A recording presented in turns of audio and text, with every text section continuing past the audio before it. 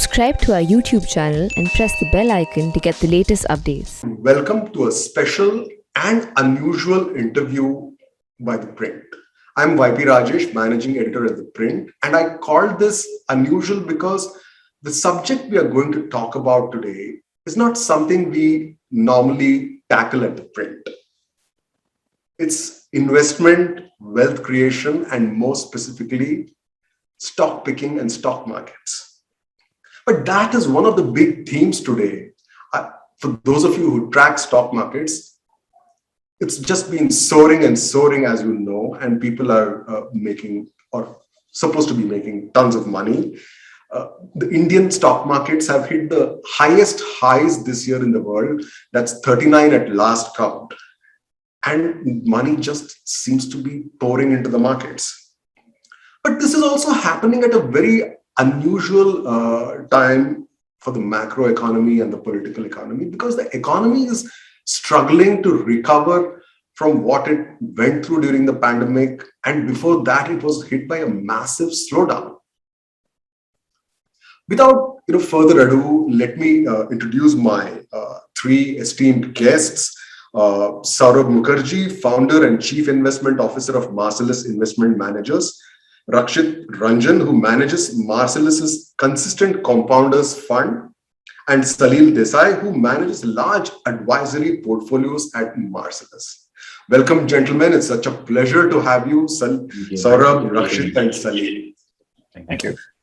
The reason I'm talking to them is because they have just published a very insightful book, and I'm going to show this book to you on my screen. It's called Diamonds in the Dust: Consistent Compounding for Extraordinary Wealth Creation. I've read this book, and it's a very, very insightful book. And I want to tell you, it's also a technical book. It's based on a lot of hard work and research, and I will not give away more than that because the authors will talk about the book. And the book wants to try to help you take control of your wealth management. That is assuming you're wealthy. No, I'm just kidding. Everybody has to make some money and create a corpus. Or at least if you're not doing it yourself, you should be able to ask your financial advisor the right questions. So, Saurabh, Rakshit, and Salil, welcome again once to ThePrint. I, thoroughly enjoyed reading the book. But, as I started the book and ended the book, I had one question in my mind. Is this book about wealth management and stock picking, or is this a book about cricket? Or specifically Rahul Dravid?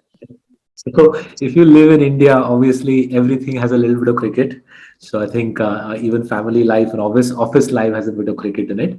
But the reason we chose cricket as a metaphor and Dravid specifically as a role model is Test cricket in particular, right? Because it's probably the only sport in the world played over 5 days. Because Test cricket requires such a long period of time, patience becomes a great virtue in Test cricket. And similarly in investing, patience is a great virtue, right? Whilst all of us would love to make money quickly, history shows us that's not possible. You have to be calm, you have to be rational, you have to be patient. And who better to exemplify that to a non-technical audience? Who better to exemplify patience, fortitude, calm, determination than Rahul Dravid? So that's why we've written a fair bit on Dravid's outsized success and how that applies to investment. There's another Rahul Dravid analogy which actually works very well here. So although we've written plenty about him and he's a well-known cricketer, now the head of the National Cricket Academy in Bangalore, grooming the next generation of superstars. During his career, it wasn't particularly apparent to people the outsized impact he was having on the cricket team, right? So in retrospect, you see he scored more runs than Sachin Tendulkar when the two of them were playing together. He's contributed more to Indian victories abroad than any other player. He's had more test partnerships than any batsman in cricket history, so on and so forth, right? And just like Dravid's virtues were not apparent real time, so in investing.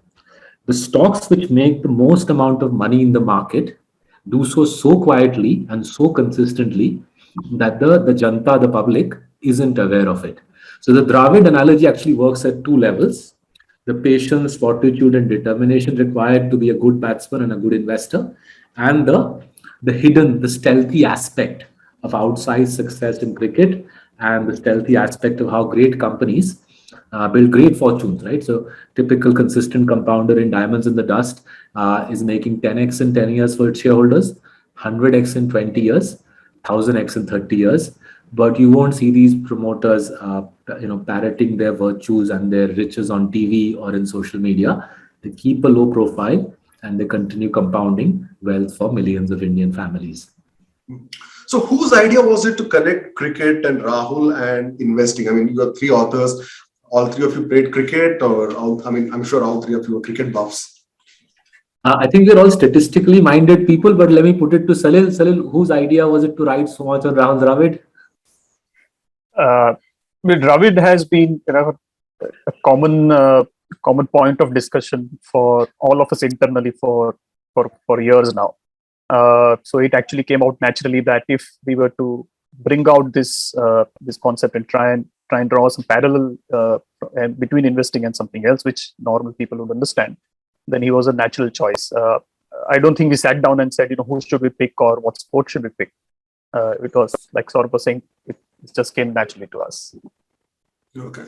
And like all of you make disclosures while talking about stocks and investments, I have to make a disclosure about Rahul Dravid. I've been a huge fan and he's been an idol. And I also, our office, one of the offices I worked in Bangalore for 3 years, shared a wall with his house in Indiranagar. So, and I've had the good fortune of... Imagine how appropriate this is. You shared a wall with the wall. And therefore, who better to present a wall? Although his wall was stronger. Awesome. So you shared a real wall with a metaphorical wall. This is absolutely. So yeah, it's really unusual and interesting. So you move on to talk about the perils of being an Indian HNI. And you quote numbers from an RBI survey of 2017. And it talks about where Indians have generally put their money, which is mostly real estate and gold. And the numbers are like 84% in real estate and other physical goods, and 11% in gold, and only 5% in financial assets. Did that come as a shock to you? Or, you always knew that? So honestly, when I first read this report in 2017, it was a complete revelation, and I'll give another further sort of world exclusive. This RBI report, it's still on the RBI website. I think it's one of the most outstanding pieces of research work done by any organization in India in the last decade. This report had a big role to play in the creation of Marcellus, because once we read this report, right, a lot of things fell into place. For example, all of us come from middle class families. Our fathers and mothers have slogged their entire lives, and what have they bought? You guessed it: gold, flats, insurance policies, bank FDs. If you do that sort of typical Indian investing, like everybody does, your gross return, overall return you'll get is 7%. After taxes, you'll be lucky to get to 5% is the rate of inflation in our country.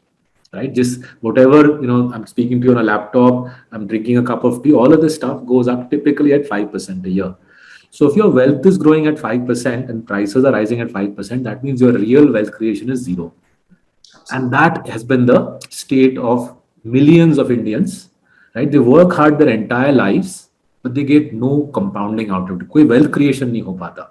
And honestly, that's the reason why we try to write books every couple of years. It's a lot of work to put these things together. You're putting something in the public domain. There's a lot of research and fact checking, as you mentioned. But what motivates us is the fact that we can potentially change the lives of, say, 10% of the people who read Diamonds in the Dust.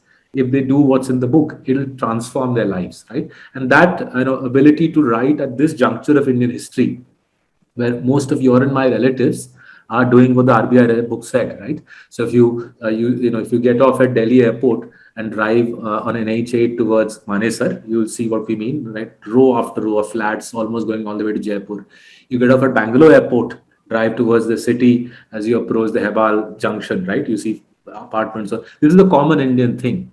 And we want people to get over this fixation with physical assets and start coming into the world of financial assets. If they come in without any education in the world of financial assets, it'll be very tricky. There are traps for the unwary. This is our attempt to give people a broad guardrail, a broad set of guardrails as they leave behind the world of buying flats and land and gold and enter the world of stocks. But why do you think it has been this way, Saurabh? I mean, I can give you a very amateur thought of mine, and I think, and as I was reading the book, and I get told this a lot: buy another plot or buy a plot. Plots will never depreciate. You will make money from plots, or buy a house just as an investment option. Doesn't matter how much EMI you have to pay. It'll always appreciate. It'll never come down. So two thoughts came to my mind, as I was reading the book and, preparing for this interview, is that I think there are two issues here. One is, I think they've always looked at safety because a physical asset gives you a sense of safety. Wo hai wahan pe, that piece of land is there, that apartment is there, that gold necklace or biscuit or coin or something is there. So I can see it, I can touch it, I can feel it. And the second thing is, depreciation. Financial assets can go up and come down, but people think that value of a plot or gold will never come down. So that volatility is not there. Am I correct with that assumption? So I think you're on the right lines. Amongst the three of us, Rakshit has done the most amount of work to convince his relatives to go from physical to financial. So why don't we let him give you some battlefield stories of physical to financial? Please, Rakshit. Sure. So, the way I understand it is what you said, it's physical, and secondly, it's not volatile.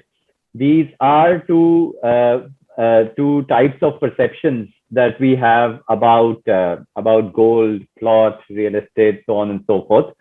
But I think more often than not, it's our mind which tricks us. Our mind says that if you invest into something that you can't see in a physical sense, right, it gives you safety and it gives you lack of volatility, right? In fact, it's quite the reverse. Stocks are poor quality stocks are the same as those properties which people bought that never got built, and the money went down to zero. So there is absolute zero sense of safety in poor quality real estate decisions, right? In a similar way, if you were to buy your gold coin every day and sell it the next day, and hence see its value appear in front of you on a daily basis, it will be probably more volatile than some of the high quality stocks, right? So it's just lack of data availability around real estate and gold, which gives you a sense of security. If data was available of how quickly you can go down to zero in real estate and how volatile gold is from a day-to-day basis, then these false sense of security or the false perceptions would not have been built. On the contrary, if you know how to pick the right real estate, you will certainly make at least better than the broader asset class. Similarly, in stocks, if you actually end up picking the right types of companies, you will make outsized returns without volatility with incredible amount of security. The upside to investing in great quality companies is that they are not physical assets which are meant to depreciate eventually, right? Whereas no matter how great a plot or a property you pick up, eventually there is more risk than return to be had in the long run because of depreciation or obsolescence, right? So from that perspective, I think it's just a lack of awareness and lack of data availability that gives you a false sense of security. And the other point, give you my father's example. So my father bought a flat on the outskirts of Delhi in 1981, right? And I'm now in the market to sell that flat, 40 saal baad, 40 years on, right? Now, superficially, he believes he's made a lot of money because he bought the flat for 20 lakhs and potentially he'll sell it for 1.5 crores. Right? And a lot of people like my father very happy. 20 lakhs dala, dekho kitna, 1.5 crores, right? But if you do the compounding, you just do the maths and you say, look, it's 7%. 7% is the government of India bond yield. So 7% after tax inflation. 7% after tax inflation. So actually, we haven't made any money on that flat, right? It's a mirage, right? It's so hard, right? It's a flat. So people will say, as I said, the flat is real. The flat is real. 1.5 crores is real. How can it be a mirage? But if you just do the maths on that, and you realize that actually for 20 years or 40 years, right? Basically my entire life, my dad's money hasn't been sweated. And that's what's happening to millions of Indian families. And it's a big deal because a lot of people are retiring, say today, and they'll survive for 20, 30 years post-retirement. Unless they learn this style of investing, what we have, the consistent compounding technique we've given in Diamonds in the Dust, unless they learn that, by the time they die, their money will run out. Absolutely. And the other point I try to keep telling people who try to push you in the direction of real estate is that, I talk to them about how liquid is it. If you want to sell it, can you sell it when you want to sell it? Because when I go home to Mysore and I see the local newspaper, the back page is full of plot for sale, plot for sale, plot for sale. So why are so many people trying to sell and not getting buyers? Because there is so much supply. And the same thing applies to apartments. Absolutely. Nice thing. I don't know about Bombay, but other cities, Bangalore, Delhi, there is supply. So why will they buy a second sale? So in fact, I think what you guys can do as a print is, right, organize a yatra where you take people from Noida to Agra and they see the row after row, like ocean of empty flats, right? Similarly, an yatra in, say, Bangalore, where you take them, say, the Sarjapur side of Bangalore, and they can see a sea of flats, right? And you're right? If there is money to be made in flats, there'll be more flats. If there are more flats, there'll be excess supply, the price will come down, right? However, if there is money to be made in a consistent compounder like Asian Paints, it's almost impossible to create another Asian Paints, right? We've explained in Diamonds in the Dust why it's impossible to create another Asian Paints. So if you can't create another Asian Paints, then obviously the shareholder of Asian Paints will get richer, right? Yeah. I, as the owner of a flat, can't expect to make money more than the rate of inflation. Anybody watching this who expects to make more money on their flat than the rate of inflation, right? You are being irrational because, as you yourself said, as soon as the flat gives returns higher than inflation, there'll be more flats. And by definition, a flat over long periods of time will not let you create any real wealth, right? This point, I think, hasn't yet been appreciated by a lot of people. And as a result, there'll be a lot of heartburn and angst, as you rightly said. And we're seeing this in our client base. Lots of people, like my dad, like my father-in-law, as they sell their flats and their land, they will put downward pressure on these prices. And as they then come into the stock market, they naturally will put upward pressure on prices in the stock market. You talk about 4 myths of investing, and this is what we've talked about: gold, real estate, debt mutual funds, and how the GDP growth drives the stock market. So let's just time the stock market. But all that kept aside, what is your own ideal distribution? Because are you someone who recommends 100% in financial assets? Because even yesterday I was watching one of the business TV channels, and they have a relationship with NSE, which says distribute your investment, gold or gold ETFs, a little bit in debt funds, little bit in equity. So even NSE, someone like NSE is running a campaign to distribute it, and you're saying these things don't work, or not ideal, at least. If not, they don't work. So what is your distribution? 100% in financial assets?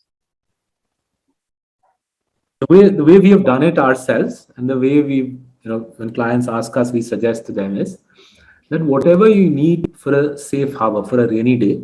So assume I have 100 rupees, and assume given my family's annual outgo is, say, 5 rupees. For 4 years of rainy days, for 4 years of safe harbor, I need 20 rupees set aside.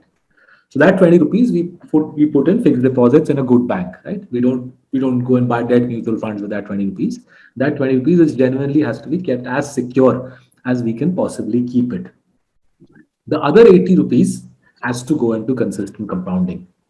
If we don't do that, and we're happy to explain the maths. If we as investors, as fund managers, don't do it for our families, it's going to be very, very difficult to have a decent retirement in India.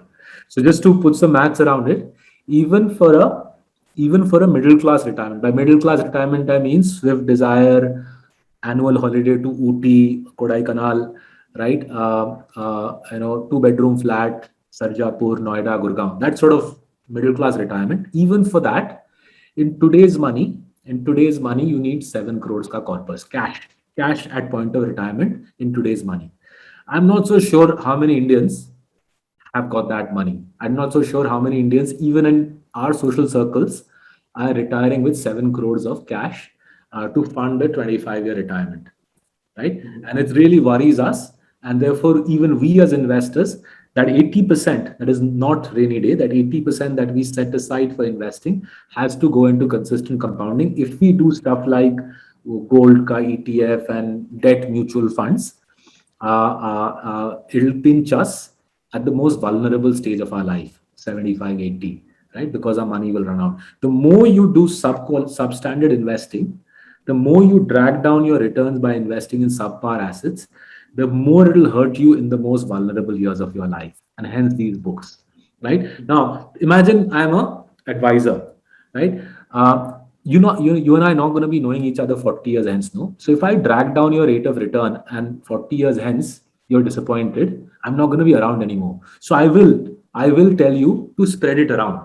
Spread it around, because when it backfires on you, I'm not going to be around, right? So the natural instinct for an advisor is to tell you to spread it around. Not because it's the right thing for you to do, but it protects my backside. It protects me from any adverse blowback from YP Rajesh. But it's not the right advice, and hence a strong pushback from us on this, phaila spread it out style of investing. It doesn't work. It's damaging. It's substandard, and hence the consistent focus. Put money aside for a rainy day. We live in an uncertain world, but whatever that amount is for you, 70, 80%, put it in consistent compounding. We've given you the names of the stocks and diamonds in the dust. And in Rakshit and my preceding book, Coffee Can Investing, we've given you a proper template within which you can do this. Mm-hmm.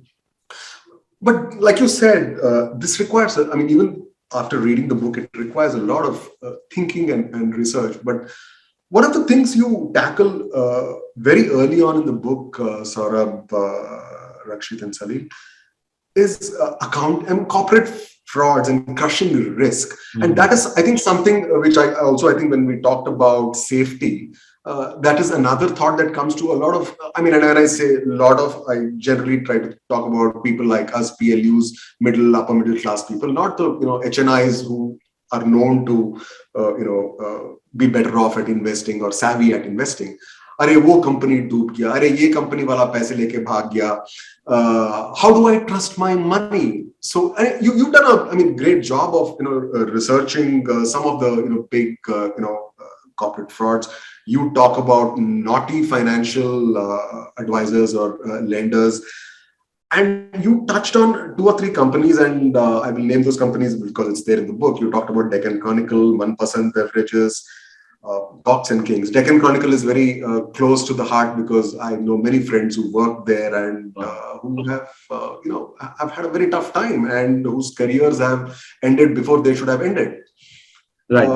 Wow. Cox and Kings is a company I wrote about 20 or 25 years back, very briefly, when Mr. Ajit Kerkar was still around, and it was still going through problems at that point of time. But how does one, pick these companies? Because an ordinary investor does not know what is happening. You've talked about accounting. Can you just elaborate a little bit on that, Saurabh? And so we've got, I take your point. We've got 13 trained auditors, forensic auditors in our team, and they do a lot of this heavy lifting for us. Salil himself is a chartered accountant.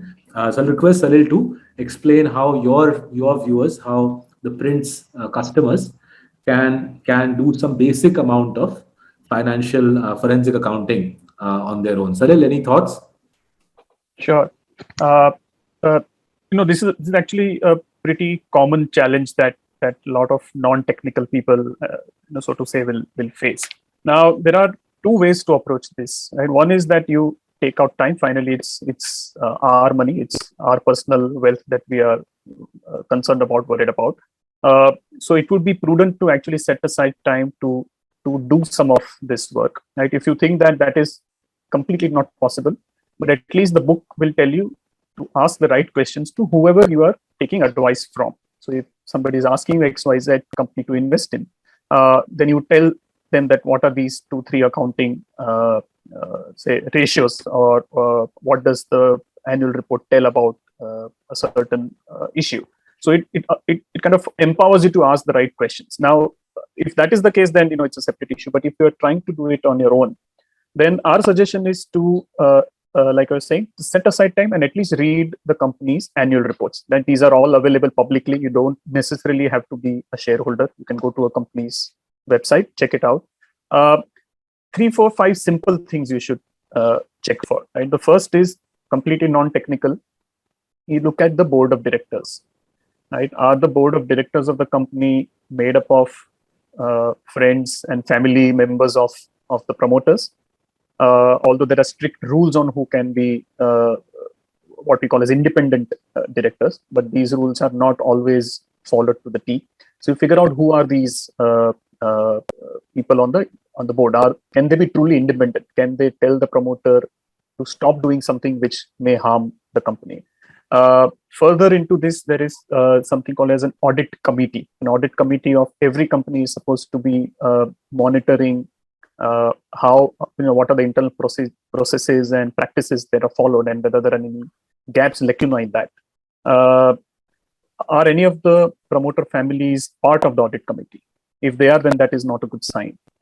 Then look at the auditor's report. Again, this is plain text. The auditor's report, there is something called as a qualified report. A qualified report is that every, just for the benefit of everybody, every audit report is supposed to say, in our opinion, the books show a true and fair view of the company's results. If that is not the case, then that is again something for you to worry about. So these are some of the simpler things that you can look at. If you want to be a little more, you can say you want to go a little deeper, then you have to check what some of the few, again, simple accounting ratios. First is you check. There is something called a cash flow statement in an annual report. The cash flow statement will have something called as cash flow from operations. You compare that cash flow from operations with an operating profit, again a number which is given in the annual report. An operating profit and an operating cash flow should largely be equal, or at least say more than 70-75% of your operating profit should be operating cash flow. You are trying to basically earn cash, right? Profits are on paper, cash is real. If that ratio is not healthy, or not say greater than 70-75%, then again that is something for you to worry about.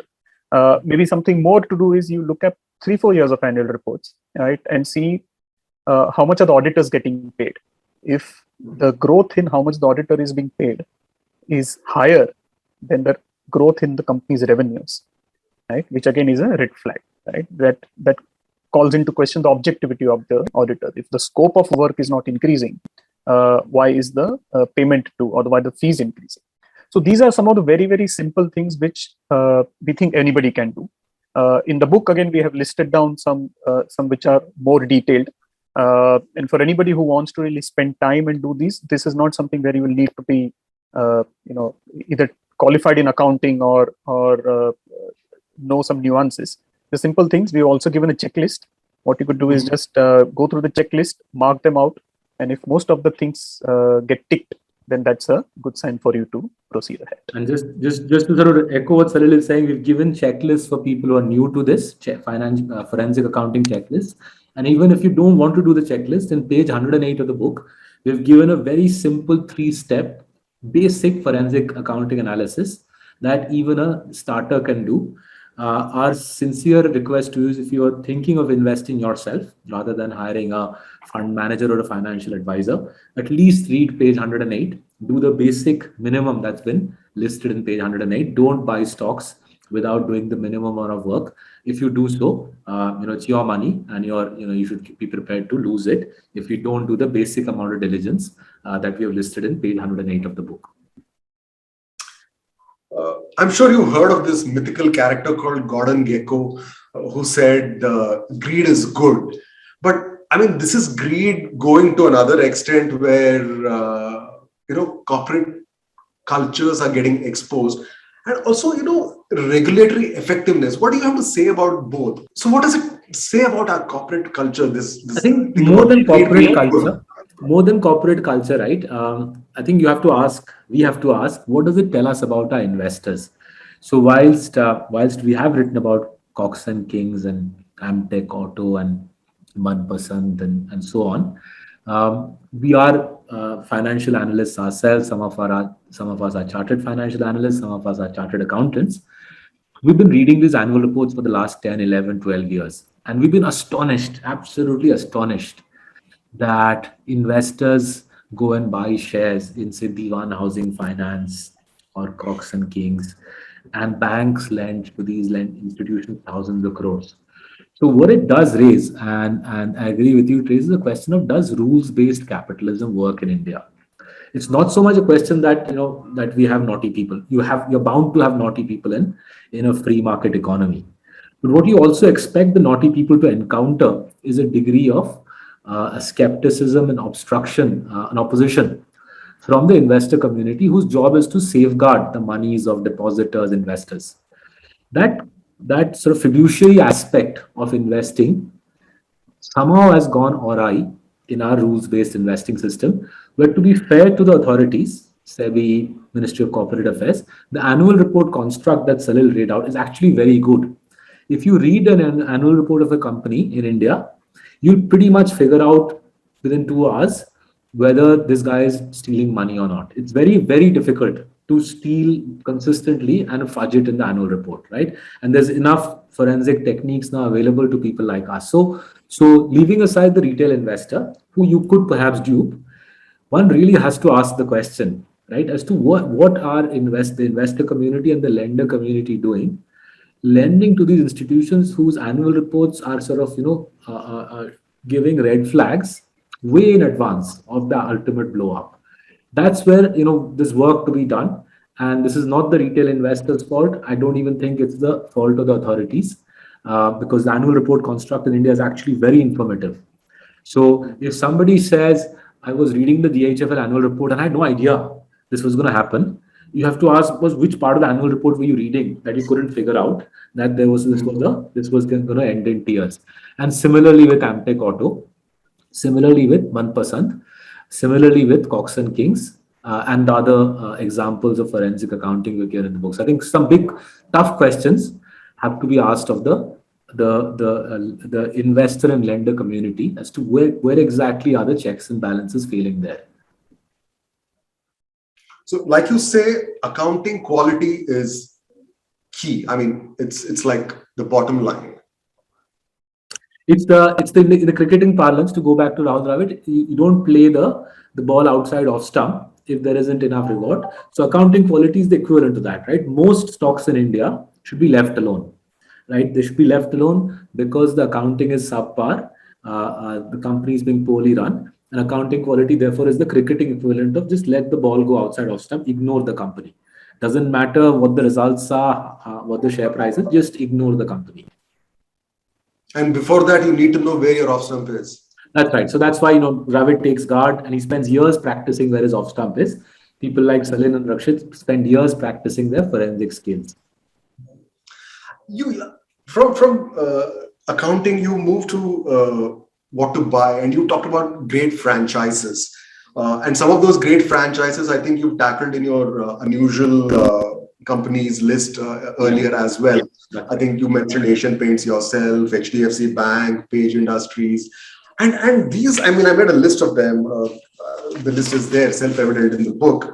These are strong brands. They are dadas in the sectors they are. I mean, they're probably even near monopolies. Does that mean we should sort of end up encouraging monopolies? I mean, near monopolies. I wouldn't say monopolies, but near monopolies. There are two types of monopolies in the world that we live in. There's one type of monopoly which is a predatory creature, which gouges you and me, perhaps destroys the environment, corrupts the country, corrupts the ecosystem in which you and I live in. And the other side of the other type of monopoly is companies that are giving you and me the essentials of life at affordable prices. In fact, they keep cutting prices, generating millions of jobs, creating serious wealth for shareholders, contributing heavy tax dollars to the government's kitty, the exchequer's kitty, not messing around with the environment, and generally being a good corporate citizen. We would like to believe the unusual billionaires or the diamonds in the dust, the metaphorical diamonds in the dust, not the jewelry wala diamonds. We would like to believe the metaphorical diamonds in the dust are of the latter sort, right? So an Asian Paints, a Pidilite, a Titan, to take some of the examples, the case studies in the book, are companies that are creating jobs, selling to Indians products that we need for our daily lives, doing so at prices that are very competitive. If you look at Asian Paints over the last 40, 50 years, the typical price hike has been around 2% per annum in a country where CPI inflation is 5%. So they've actually made paint cheaper in real terms for all of us. And that I think is a good sign that to build a long-term enduring franchise in India, you have to do the right thing by the customer. So just to take a Bombay ka Hindi phrase, public sab janti hai. If you're gouging the public in India, no, your franchise is not going to sustain. So I'm not so sure that this is America, 1880s, 1890s of robber barons and so on. We seem to be living in an era where companies that are producing goods and services, useful goods and services at affordable prices, doing a superb job and efficiency of their operations, generating surplus cash, reinvesting that to create more jobs and greater profits. These companies they've become the diamonds in the dust. The only lament we would have, the only complaint we would have is in the entire country, basis data on corporate performance and share market performance, there's no more than a dozen and a half of these companies. 6,000 companies in the stock market, around a dozen and a half drive 90% of India's profits, and these dozen and a half companies account for 80% of the wealth creation in the stock market. That's why these are the diamonds in the dust, because there's so few of them. I think India could do with more of these sorts of companies like a Asian Paints, a Pidilite, a Titan. And then you talk about single sector companies versus conglomerates, companies which have planned their succession very well, companies which have human resource and technology at the center of their growth plans and capital expenditure. And to me, 2-3 companies come to mind. I may not name them, but I'm sure you'll know which ones I'm talking about. There is a petrochemical giant, which is now a digital company. There is a cigarette company, which is now trying to be a FMCG giant. Diversification works for some, doesn't work for some. Where are you on this? So lovely point. I think I'll request Rakshit to comment on this. You made a lovely link between poor HR, poor succession planning, and diversification. And the third point, if I may interrupt, a majority of the big conglomerates in India have been family-owned businesses traditionally. Only now you see the non-family-owned businesses coming up. Right. So I'll request Rakshit to comment on this whole aspect of softer aspect, HR, succession planning, how that links to corporate performance, and how the demise of the Lala company, in a way, spells the rise of modern India. Sure. So what typically happens is as a company evolves over time, the senior management of the company goes through changes, through transitions. The promoter brings in as at times their next generation. At a ground level, the scale of operation builds up into a much bigger sized business. These changes keep happening, and that's where I think two types of categorizations emerge across companies. One is the category of companies which say that the promoter without even looking at the capability of their next generation, brings the next generation into the business to run it in future. Senior management is not really fully empowered, and when the need arises, somebody gets hired. There is no process towards it. At a ground level, there is a very ad hoc approach of executing the business. That's one category of businesses. The second category of businesses is what we call as institutions. What these institutions do is they say that, look, we've built a DNA in this business because of which the business is great as of today. We want the DNA to be nurtured into the long-term future. For that DNA to be nurtured to begin with, there has to be continuity in the senior management team, the board of directors, the people who execute business at a ground level. There has to be continuity in it. Secondly, there has to be a very high quality of selection of people to execute either the strategic aspects or the ground level aspects, right? And on an ongoing basis, you need to, as a result, avoid falling into sort of bad decision making, either because of greed or because of capital misallocation decisions or something else, right? And hence, you really need an institution where on the board of directors, the independent directors are truly independent. And the culture on the board shouldn't be that, look, the promoter owns the business. So whatever he or she wants to do with the business, we are here just to sign off on it. We are friends and family of the promoter. That should not be the culture of the board. It should actually be very independent and empowered board on strategic decision making. The senior management team should be actually appointed in a very process oriented manner. People who will run the various verticals of the business should be recognized and trained several years in advance before they take on those positions to drive the business forward, right? Rather than the company waiting for the existing CEO to unexpectedly resign and then scrambling around to find a replacement.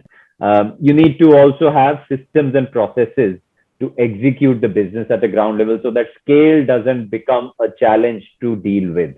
So that it is not the case that as the business grows bigger, it becomes difficult to grow faster, right? So those are the sort of softer aspects of building institutions. Once these softer aspects are put in place, then interestingly, disciplined capital allocation is one of the main outcomes that the institution then tries to deliver upon. Now, this capital allocation, it could be in businesses which are adjacent, in which case we don't call it so much diversification.